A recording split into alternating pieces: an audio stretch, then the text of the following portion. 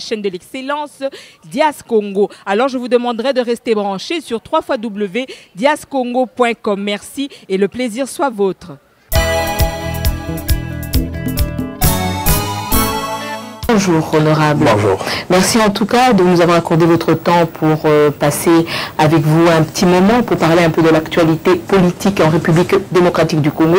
Il y a un cas assez récurrent qui est en train de se passer chez nous, c'est les problèmes que nous sommes en train de vivre à Béni. Nous voulons savoir quelle est votre impression par rapport à ce massacre d'une population qui ne demande que la paix. D'abord, merci pour cette invitation. Et je crois que je vais profiter de cette occasion pour présenter mes condoléances à toutes les familles qui ont vu le leur être massacrées d'une manière qu'on ne peut pas tolérer. Et aussi au peuple congolais qui aujourd'hui pleure certains de ses citoyens qui ont perdu la vie sans que personne ne puisse venir à leur secours. Quel leur tir ont fait? Écoutez, ça fait un bon bout de temps que nous déplorons les massacres qui se passent à l'est de la République démocratique du Congo. Non seulement à l'est, mais on le voit aussi au Kasaï dernièrement et tout ça. Je pense qu'il faut faire quelque chose. Il faut faire quelque chose. Ce que nous regrettons deux fois, c'est de voir que l'autorité compétente prennent des choses peut-être pas telles que ça doit être prise et que la manière même de communiquer par rapport à ces tueries révolte la conscience de toute une population. Lorsque le gouvernement parle de djihadistes, alors que tout le monde sait que les djihadistes, c'est pas eux qui sévissent à l'Est, on veut cacher quoi? Et là, les gens s'interrogent. Bon, nous, on est habitués avec le mensonge du porte-parole du gouvernement, qui a souvent tendance à ne pas dire la vérité aux Congolais, ce qui est dramatique. Et je m'interroge toujours pourquoi il doit continuer à faire des choses comme ça. Ça, c'est vraiment mettre une claque à la figure de toute une population. Mais néanmoins, je pense qu'en République démocratique du Congo, nous avons une armée, nous avons des hommes et des femmes qui peuvent se transcender, aller au-delà pour défendre la patrie. Ça existe dans notre armée. Sauf que, quelle est la considération qu'on donne à ces militaires? Quelle est la considération qu'on donne à ces policiers? Vous en avez qui sont des blessés des guerres aujourd'hui. Moi, j'ai eu cet avantage de les visiter dans des hôpitaux, mais vous verrez qu'ils sont abandonnés, oui, à Kinshasa, abandonnés à eux-mêmes. Vous savez, nous voyons ici, lorsqu'un policier, un militaire tombe, l'honneur qu'on donne, même la famille restante a envie de voir son enfant aller servir sous les drapeaux. Ce n'est pas le cas aujourd'hui. Quel est l'équipement que nos militaires ont? Comment est-ce qu'ils sont entretenus? Des fois, nos policiers sont des fois obligés d'acheter leur tenue pour être propres. Vous savez, aujourd'hui, on déplore soi-disant que ceux qui ont commis ces exactions étaient en tenue militaire de FARDC. Écoutez, on le sait, mais comme mesure, rapidement, on doit changer de tenue. D'abord, pour la première enquête, on devait commencer par savoir où ils ont eu ces tenues. En interrogeant d'abord la personne qui garde les tenues militaires et faire venir tous les militaires qui étaient en fonction dans les alentours, vérifier que le tenue n'est pas entaché de sang, qu'il n'a pas vendu, à donner le tenue à quelqu'un d'autre. Et là déjà, bon, je ne sais pas qui mène l'enquête, comment ça se fait, mais je pense qu'il y a aussi les rapports des Nations Unies qui impliquent certains officiels congolais d'être impliqués dans le massacre de Béni, si dans les massacres. Donc, il faut qu'il y ait une enquête, il faut qu'on puisse déterminer les responsabilités et les coupables soient sanctionnés. Et ça, je pense que c'est seulement comme ça qu'on peut essayer. Vous savez, on est habitué à l'impunité en République démocratique du Congo. Ceux qui ont pris les armes hier ont été amnistiés, d'autres circulent et ils ont eu des primes. Mais c'est pratiquement l'engrenage, si nous le voyons bien. Justement, il faut à un moment donné mettre fin. J'ai toujours dit que s'il y a la paix aujourd'hui en Europe, l'Allemagne, la France avec d'autres pays, c'est parce qu'il y a eu Nuremberg. Les hommes et les femmes ont été jugés, condamnés et les gens ont payé. Et jusqu'à aujourd'hui, on continue à poursuivre les nazis. Oui. Klaus Barbie a été rattrapé, Touvi a été rattrapé. Les gens doivent comprendre que tout ce qu'on commet comme crime, un jour on va répondre. C'est comme ça que vous voyez dernièrement en France, on a condamné 2 anciens bourgmestres rwandais qui ont été poursuivis jusque dans leur coin de refuge, là où ils s'est réfugiés. Et si c'est comme ça que le monde doit fonctionner, je pense que ceux qui dirigent le monde ou qui ont l'avantage d'avoir des responsabilités, quels que soient les niveaux de responsabilité, puisqu'un bourgmestre peut croire qu'on peut suivre un général, mais voilà qu'un bourgmestre, même un chef de quartier, risque d'être poursuivi demain au cas où il commettait des crimes. Donc moi je crois que nous devons nous mettre debout, nous, en tant que citoyens, ne pas accepter ce qui se passe en République démocratique du Congo et faire tout pour que les choses puissent changer. Et nous regrettons la manière de faire les choses. Bien, si je comprends bien, donc par votre impression, le gouvernement ne fait pas réellement valablement son travail. Parce que j'aurais appris à travers d'autres sources, semble-t-il que les déboires que Béni est en train de vivre actuellement proviennent d'un politique en Nyamwisi. Donc il y a plusieurs sons de cloche qui ressortent de cette problématique. Tout ça c'est faux. Comment Moussa Nyamwisi peut quitter là où il est? D'ailleurs, pourquoi il s'est retrouvé aujourd'hui en dehors de la République démocratique du Congo? Comment il peut venir? Mais la sécurisation même de la patrie, la sécurisation de la nation ne dépend pas de Moussa Nyamwisi. Il faut pas lorsqu'on est incapable de sécuriser, commencer à chercher des boucs émissaires. Ça ne se fait pas nulle part au monde. Les gens doivent tirer des responsabilités. Ils sont là, ils ont d'abord la responsabilité de sécuriser la population. Aujourd'hui, aller nommer, pointer quelqu'un du doigt par rapport à vos faiblesses, ou alors vos complicités. Oui. Puisqu'il y a, vous parlez de celui-là qu'on veut présenter aujourd'hui par certains membres de la majorité comme étant l'auteur, on sait bien que c'est faux. Le monsieur n'a jamais cherché à tuer ses frères et sœurs. Au contraire, ils sont victimes. Au contraire, il pleure avec eux, il souffre avec eux. Non, cette époque a révolu. Et nous avons constaté où les Congolais tuaient le leur pour occuper de hautes fonctions. Oui. Mais ce qui se passe aujourd'hui, sans revendication, d'ailleurs, on était surpris de voir que c'est le gouvernement qui revendiquait à la place des djihadistes. Oui, Mende devient le revendicateur des djihadistes. On ne l'a jamais vu nulle part au monde. Donc, lui, il revendique, il leur attribue ce qu'eux-mêmes n'ont jamais accepté, ils n'ont jamais fait. Non. Je pense que si nous allons aussi plus loin, les ADF Nalu, au lieu d'aller opérer en Ouganda, ils viennent opérer chez nous. Et dans notre état, il n'y a pas longtemps, le président de la République était en Ouganda, par Museveni, et il a promis qu'il allait nous ramener la paix. Alors, quelle réaction nous voyons? Du coup, c'est la majorité qui demande aux pays voisins de venir nous aider. Ceux-là même qui nous attaquent, c'est là même où il y a des rebelles qui viennent de chez eux, mais qui ne sévissent pas chez eux. Ils ne tuent pas les Ougandais, ils viennent tuer les Congolais. Est-ce que c'est réellement des Ougandais ou c'est autre chose? Honorable, je crois que la problématique se situe au niveau, si je comprends bien, des dirigeants des forces armées congolaises actuelles. Mais le pays est quand même un pays assez mastodonte et nous avons une armée assez forte. Je crois que vous avez vu le 30 juin à Kindu, vraiment il y avait une démonstration de force intense. Et comment expliquer qu'on n'arrive pas à envoyer des militaires pour sécuriser la population alors que Béni, ce n'est pas une ville aussi grande telle que la ville de Kinshasa, si je n'abuse. Alors, où est réellement situé le problème? Est-ce que c'est un problème voulu? Parce que nous devions normalement déjà parler des élections avant de parler de guerre et de massacre en RDC, c'était comme vous venez de dire au Béni et au Kasaï. Est-ce que ce n'est pas une situation voulue ou bien créée? Démonstration de force, on l'a vu à Kindu, mais ce sont des matériaux. Hein? Mais est-ce que les hommes qui doivent utiliser sont motivés comment? Moi, je parie que nous avons des hommes et des femmes capables de sécuriser notre pays. Nous avons des militaires qui ont été formés. Nous en avons à l'extérieur, tout comme à l'intérieur de la République démocratique du Congo. Le problème, c'est qu'il faut honorer ces hommes. Il faut qu'ils arrivent à être bien servis, bien payés, bien entretenus. Et les militaires vont donner le meilleur d'eux-mêmes. Mais même lorsqu'ils tombent sur le champ, il faut que ces militaires puissent être ne fût-ce que honorés. Mais vous avez vu, lorsque même les Congolais eux-mêmes qui ont été massacrés, la manière dont leur prise en charge a été effectuée, attachés comme des moutons, comme des bêtes dans des jeeps, et ramenés, jetés. Non, vous savez, des fois, ça révolte. Moi, j'ai vu un jour combien on peut saboter quelqu'un. Voilà pourquoi lorsque nous respirons, lorsque nous parlons, nous devons profiter pour essayer de mettre des choses telles que les choses doivent se faire. Sinon, on sera demain, lorsqu'on ne respire plus, lorsqu'on ne peut plus valoir à rien, j'étais comme des moutons. Moi, j'ai été scandalisé les jours où Katumba Mouake, paix à son âme, l'honorable est décédé. J'ai été à l'aéroport. Franchement, j'ai vu son corps sortir dans un sachet, dans la soupe, donc emballé dans des sacs plastiques.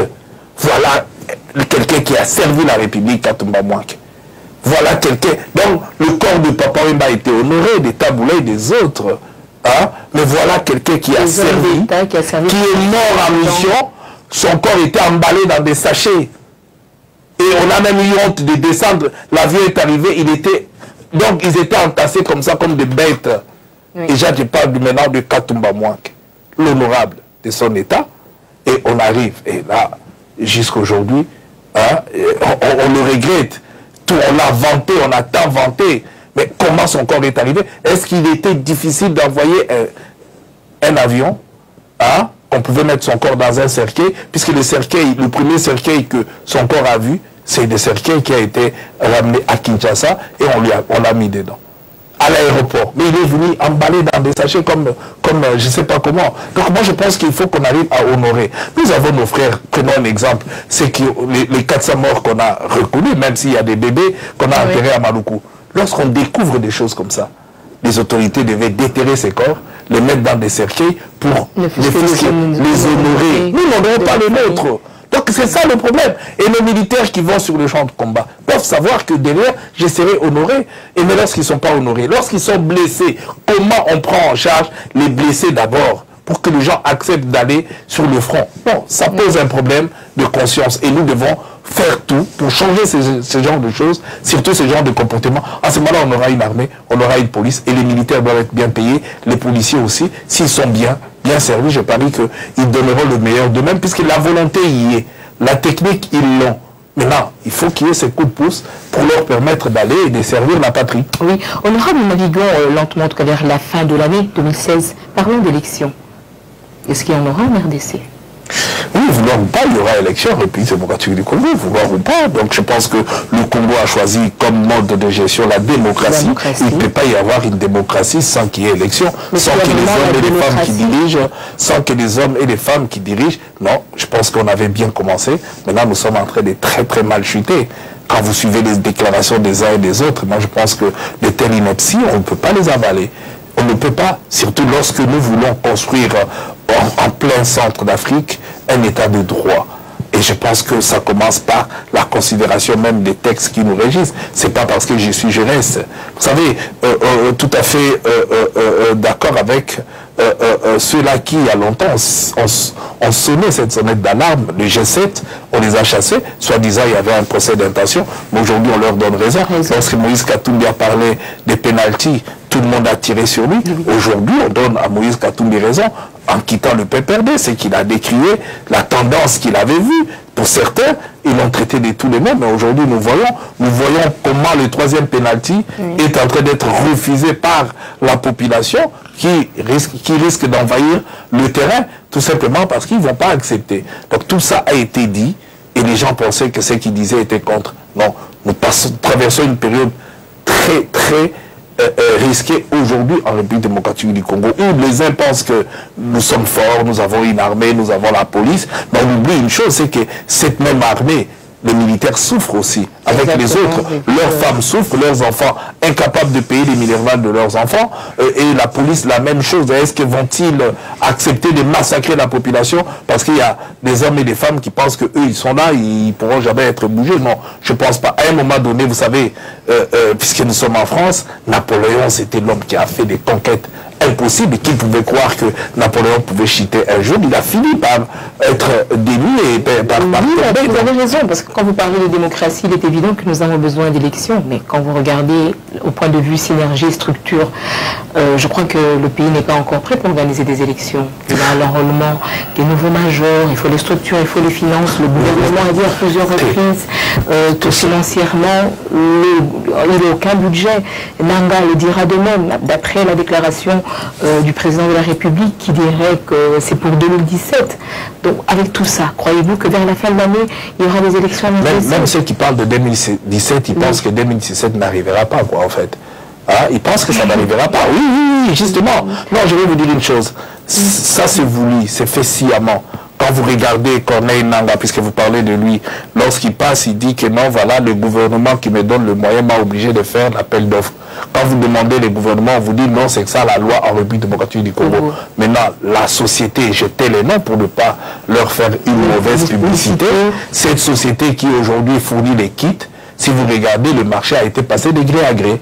Donc quand leur volonté y est, sans appel d'offres, et non seulement ça, avec des clauses pour pas qu'ils fournissent toutes les kits au même moment. de manière à ce que ça soit fourni à compte-gouttes, à retarder, et les kits tombent en panne. Tout ça est fait sciemment, tout est fait pour que la révision puisse prendre beaucoup de temps. Or, vous vous souviendrez, et j'étais encore au pays, le professeur Lumano, qui est le patron aujourd'hui de l'ONEM, et quand il passait devant le sénateur, il a bien dit qu'on peut recenser tous les Congolais, je dis bien tous les Congolais en 3 mois, et qu'il avait déjà tout le financement, il avait déjà tout lorsqu'on débattait en janvier 2015 de la loi électorale. Eh bien, aujourd'hui, on nous dit qu'il faut 17 mois pour enrôler que les électeurs. Alors que lui, il a dit qu'avec la nouvelle technologie, mais cette nouvelle technologie, on la balance, ou c'est pour vous faire voir qu'on nous fait avaler des couleuvres. C'est-à-dire qu'on ne veut pas qu'on aille aux élections, on ne veut pas permettre au peuple congolais de s'exprimer, de se choisir des hommes et des femmes qui doivent les diriger. Et bien à ce moment-là, nous allons droit au mur. C'est grave, il y a une crise terrible aujourd'hui. Le budget a été revu à la baisse, des gens, leur salaire revu à la baisse, mais il y a d'autres institutions où nous voyons déjà, au premier semestre, ils ont déjà dépassé de 800% leur budget. Du budget prévu, dépassé de 800%. Alors que les autres, on leur a demandé de se serrer la ceinture. Nous voyons tout ça. Donc tout ça, c'est fait exprès. C'est pour que la population se révolte. D'autre côté, on dit que bon, on le pousse au bout. Comme ça, quand ils vont se révolter, nous allons les mater et nous allons nous mettre. Mais vous allez diriger qui? On ne peut plus régner par défi. Ça, c'est fini, ça. Au monde entier, on ne peut plus régner par défi, il faut négocier. Donc, d'un côté, on appelle les gens au dialogue, de l'autre côté, tout justement, le pas, parce que je voulais parler de dialogue, vu que nous sommes pratiquement à la fin de l'année. S'il n'y a pas d'élection, de quelle manière le pays sera géré? Par le président du Sénat? Vous savez... Quelle lecture vous pouvez nous accorder? Justement, il faut justement qu'il y ait un dialogue pour savoir, à partir du 20 décembre 2016, qui va diriger le pays. Mais quel genre de dialogue, avec quel genre de clause? Parce que l'opposition, apparemment, a donné des conditions que le pouvoir en place ne voudrait pas respecter, si je comprends bien. Donc maintenant, il y a un bout sous roche.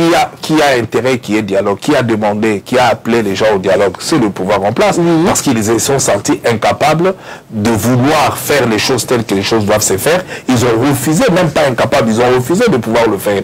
Voilà pourquoi ils en appellent au dialogue, pour leur permettre d'avoir ce qu'ils sont incapables d'avoir en allant aux élections. On l'a vu lorsque le pouvoir n'a pas voulu organiser les élections de gouverneurs pour 2 millions de $, ils l'ont pas fait. Donc aujourd'hui, j'y reste, ils font ce qu'ils pensent être bon pour eux. Que fait-on? Que fait-on? Vous savez, le peuple restera toujours le maître. Et le souverain primaire, il restera toujours. Il y aura un moment donné où on ne pourra plus avancer. Et même, c'est verront qu'à partir du 20 décembre, il n'y aura plus personne qui peut engager la République démocratique du Congo. C'est un vide juridique et institutionnel intense. Justement, c'est parce que vous aurez quelqu'un qui voudra peut-être, une équipe qui ne voudra pas laisser, et l'autre, c'est-à-dire d'un côté la population, qui a la souveraineté, à qui il l'a confié pendant un certain temps, à quelqu'un, et maintenant il voudra en récupérer. C'est ces bras de fer que nous verrons. Mais vous savez, dans une guerre, on ne peut jamais dire d'avance qu'on a gagné. Donc ceux qui pensent que les choses vont se faire telles qu'ils pensent, peut-être qu'ils se trompent. On a vu le maréchal Mobutu qui était fort, on a vu Ceausescu, on a vu tous les grands qui pensaient vraiment que eux, ils étaient là et personne ne pouvait le bouger, mais ils ont fini par bouger. Moi, je ne donne pas crédit à l'un ou à l'autre, mais j'ai dit simplement que lorsqu'on fait la guerre, il faut faire très très attention. Oui, mais honorable, si on parle d'élection aujourd'hui, il n'y a pas beaucoup de candidats qui se sont annoncés pour briguer la magistrature suprême. Donc, mine de rien, en RDC, il y a un problème sérieux. Donc, ce soit au niveau de l'opposition, au niveau du pouvoir en place, on dirait que 2016 n'arrivera jamais à sa fin. Vu qu'à l'opposition, il n'y a pas vraiment de candidat et qu'au niveau de la mouvance présidentielle, si je peux me permettre de l'appeler de la sorte, il n'y a encore aucun candidat. Donc, c'est comme vous l'avez dit tout à l'heure, c'est fait sciemment. Bon, vous savez, la candidature, c'est la personne, l'individu, surtout à l'élection présidentielle, qui doit sillonner le pays, qui aura un programme qui peut le faire. Maintenant, si au sein de la majorité, il n'y a jamais personne qui s'est présenté, qui s'est proposé pour être candidat, mais par contre, l'opposition, il y a des candidats. Il y a des hommes et des femmes qui se sont déjà fait savoir comme quoi qu'ils étaient des candidats. Par ailleurs, je pense que tout est torpillé, tout est fait pour pas qu'il puisse y avoir élection. Mais moi, je fais confiance au peuple congolais. Ceux-là même qui ont soutenu Mouzé à pied, des Ouvira à Kinshasa, et ceux-là même qui, pour beaucoup de communs de mortels, qui ont fragilisé le maréchal Mobutu, qui avait toute une armée, et ceux qui pensent que les choses, ça c'était Mobutu, mais ça n'arrive qu'aux autres, à nous ça ne peut pas nous arriver. Et lorsque je vois ces Mobutistes que les Congolais appellent des corbillards, qui ont l'habitude d'accompagner les gens au cimetière, en train de, aujourd'hui, le même, pratiquement le même, pour faire la même politique, je me dis peut-être qu'il y aura ces mêmes conséquences. Donc nous ne voulons plus qu'il y ait des morts. Voilà que pour une cinquantaine de personnes graves massacrées, tout le monde, tous les Congolais se sont mis debout partout où ils sont, pour essayer de décrier ce qui se passe en République démocratique du Congo. Et on l'a toujours dit, même s'il y a un seul Congolais qui meurt,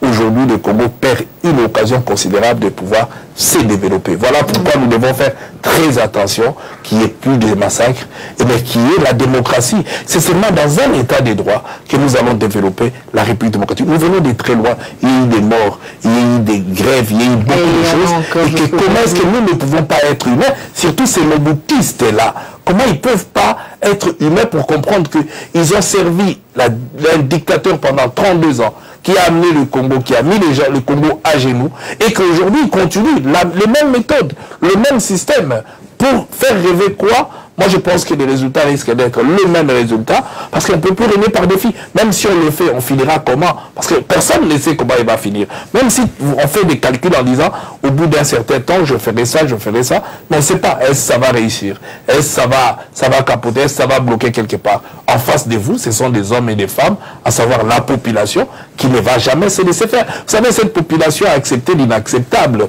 que le monde entier peut ne pas accepter. C'est-à-dire, ceux-là qui vous ont violé, qui vous ont tué, vous avez accepté qu'ils puissent vous diriger pendant un certain temps. Et ça s'est passé en République démocratique du Congo. Doit-on continuer comme ça? Non, je pense que la CPI est une très très bonne chose pour nous Congolais. D'ailleurs, vous verrez qu'il y a beaucoup de Congolais qui sont jugés là-bas. Et nous pensons que même avec le massacre de Beni, il faudrait qu'aujourd'hui, les Nations Unies qui détiennent par devant lui un rapport, puissent aujourd'hui se mettre debout et chercher en sorte qu'il y ait l'enquête diligenté par la CPI pour qu'on commence à ramasser les éléments maintenant pour que le moment venu, nous puissions voir comment nous pouvons aller, puisque sinon le Congo est avoué à crouler. Mais je pense qu'il y a ces sangs patriotiques qui circulent dans le veine de tous les Congolais qui n'accepteront jamais de voir un Congolais, que ce soit, vous voyez, il y a des Congolais qui ont perdu la vie au Kassai, mais c'est toute la République qui souffre, qui pleure avec eux. Et la diaspora de même. Oui, donc, et je pense qu'il faut faire un effort pour faire en sorte que la République démocratique du Congo puisse rester debout.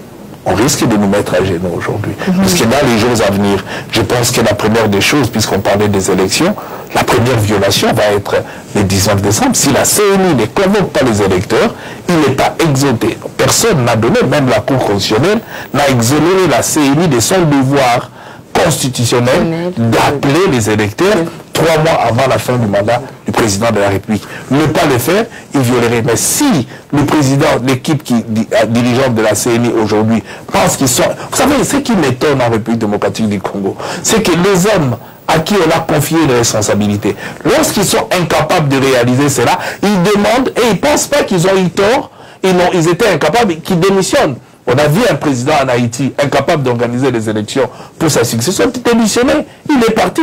Mais pourquoi chez nous, lorsqu'on a été incapable, on veut continuer à être pour faire la même chose dont on était incapable dans un délai reparti. Donc, Nanga, on lui a confié une mission qu'il savait pertinemment, puisqu'il est l'enfant de la maison, il a été formé, il a grandi. Non, le mal c'est quoi? Lorsqu'il sait qu'il est incapable de convoquer les électeurs, qu'il démissionne le 19 septembre, il laisse à quelqu'un d'autre. La faute est incombée à Nanga, vu qu'on lui a pas donné les moyens. La faute, mais attendez, la faute tombe à Nanga, puisque quand Nanga arrive à la tête, il a trouvé que le marché pour revoir le fichier a été convié à ZS. Lui, il a pactisé avec le pouvoir. Il ne faut pas qu'on parle à demi-mot. Il est complice de cette situation. Il répondra un jour. Puisque c'est imprescriptible les crimes que Nanga est en train de faire. Vous savez, vaut mieux à la fin de votre mandat, vous restez calme. Moi, je peux dire, voilà, aujourd'hui, il y a des hommes et des femmes qui ont participé dans plusieurs institutions, j'étais les noms, qui aujourd'hui peuvent circuler calmement, mais il y en a d'autres, ils sont incapables même de sortir dehors. Donc moi je pense que Corneille Nanga est complice des malheurs, des misères du peuple congolais s'il continue dans cette attitude-là de vouloir torpiller. Il le fait sciemment. Nanga sait volontairement qu'il le fait sciemment. Maintenant, à lui de démissionner. Sinon, dites-moi, il va rester pourquoi? Parce que la Constitution n'a pas que l'article 70. Oui, mais je crois il y a le nombre de mandats qui sont limités. On risque de violer. Il y a l'article 220 qu'on risque aussi de violer. Il y a plusieurs dispositions qu'on risque de violer. Tout simplement si Corneille Nangaa sera lui-même, seul d'abord, face à ses responsabilités, il doit répondre de tous les malheurs qui risquent d'arriver aux Congolais après le 19. Oui. Parce que c'est lui qui doit convoquer. S'il est incapable, qu'il démissionne. Il n'y a que ça qui empêche. Moi, j'ai vu au Congo, voilà, des ministres qui ont vu qu'on allait glisser et que la tendance n'était pas bonne, qui ont démissionné. Mais je crois que votre message... Le G7, beaucoup de hauts cadres du G7 avaient des responsabilités. Mais pourquoi Corneille Nangaa peut venir simplement dire aux Congolais, voilà, je ne pourrais pas organiser les élections, et il veut rester? Non, s'il est incapable, qu'il démissionne, qu'il laisse quelqu'un d'autre qui peut pouvoir le faire. Nous sommes arrivés pratiquement à la fin, mais toujours une question. Vous êtes avocat de la partie civile du dossier de Diomi Ndongala. Que pensez-vous de son état actuellement? Est-ce qu'il ne mérite pas d'être gracié?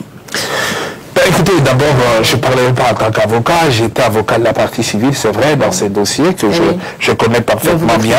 Maintenant, oui, mais maintenant, la question de la grâce, cette responsabilité est constitutionnellement confiée au président de la République. Est-ce que Diomi Ndongala peut rentrer dans les cadres des personnes condamnées qui peuvent être graciées? Ma réponse est oui.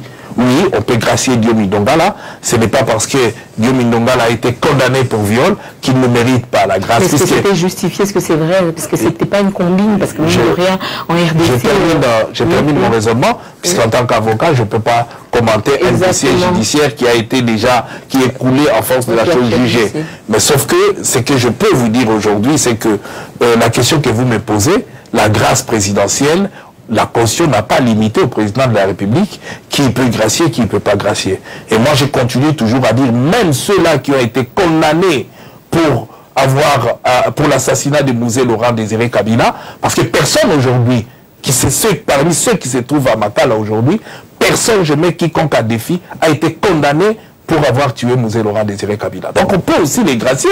Donc moi je pense qu'il y a beaucoup de choses. Par contre, si on veut refuser cette grâce à Diomi parce qu'il a été condamné pour viol, mais je vais vous opposer, il y a une jurisprudence à la République démocratique du Congo, le cas de Evoloko Joker, le musicien Evoloko, qui a été gracié et dont la première dame est allée en personne, sortir, prendre la prison, le faire sortir de la prison. Est-ce le musicien en République démocratique du Congo une sorte de privilège contrairement aux autres. Même un citoyen lambda, j'ai l'impression, c'est peut-être ça, voilà. Puisqu'on a été capable de gracier Evoloko Lailai, qui a été condamné pour viol, je ne suis pas contre. Vous savez, je l'ai dit toujours, c'est un des grands musiciens que je félicite, et que je soutiens d'ailleurs, mais je pense que puisqu'il l'a été, et je dirais qu'aujourd'hui, Diomi Ndongala mérite aussi d'être gracié au même titre que les autres. Et je peux aller plus loin, même certains qui ont déjà beaucoup payé, puisqu'il y en a qui sont morts en prison,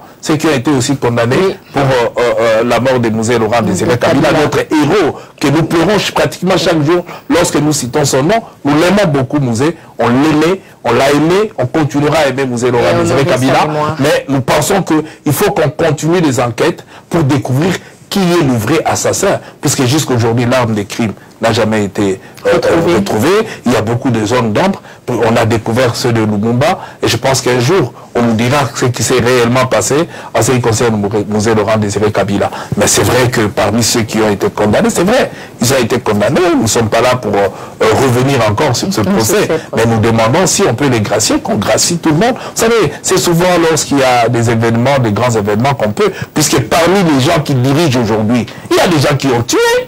Il y a des gens mais nous nous sommes retrouvés à Sun City et beaucoup ont été amnistiés. Et 2 fois, parmi d'autres aussi qui parlent aujourd'hui avec Kunda et tout ça, ce qui s'est passé encore à Goma, les gens ont été amnistiés. On voit avec les M23 qui sont réussis tapis rouge, logés aux frais du trésor public à Kinshasa, mais il n'y a pas longtemps, il y a eu des viols, il y a eu des tueries, il y a eu des massacres Alors, est-ce que nous devons continuer à payer par rapport aux ambitions des hommes politiques et le peuple doit continuer à payer? Moi, je pense que non. À un moment donné, il faut mettre fin à tout ça. Voilà pourquoi, puisque chez nous, on n'est pas sûr que ces hommes et ces femmes, certains, pourront être jugés. Puis il faudrait que la CPI puisse faire son boulot. Oui, merci honorable. Merci beaucoup. Nous arrivons à la fin, pratiquement. Je ne sais pas si vous avez un petit mot pour les gens qui vous suivent. Écoutez, le mot, ma pensée continue à être, au jour d'aujourd'hui, pour nos frères et sœurs de l'Est de la République démocratique du Congo, qui continuent à être massacrés comme des moutons, personne ne peut accepter, et aussi envers le gouvernement qui, au lieu de régler le problème, passe son temps à chercher à désigner des boucs émissaires qui ne le sont pas en réalité. Que ce soit des djihadistes, que ce soit des hommes autres politiques. Or, les politiques se battent en politique, ils ne prennent pas des armes, et que ceux qui sont en train de tuer doivent être recherchés, identifiés, et présentés devant le juge et être condamnés pour ceux qui mériteraient d'être condamnés. Par ailleurs, qu'on arrête avec une très très mauvaise communication telle que nous sommes en train de le faire, qui ne valorise pas les Congolais et qui ne nous valorise pas ni à travers le monde. Comment expliquer que les gens peuvent venir, puisque si vous suivez la société civile de Béli, on dit qu'ils ont donné l'alerte depuis 11 heures, de 11 heures jusqu'au moment où ces gens ont commencé à sévir. Je pense que quelque part, il y a une sorte d'existence. Mais moi, je pense qu'au Congo, je continue à insister. Nous avons des hommes et des femmes dans nos forces armées qui sont capables de se transcender à condition qu'on leur donne aussi les moyens, mais qu'on leur valorise aussi.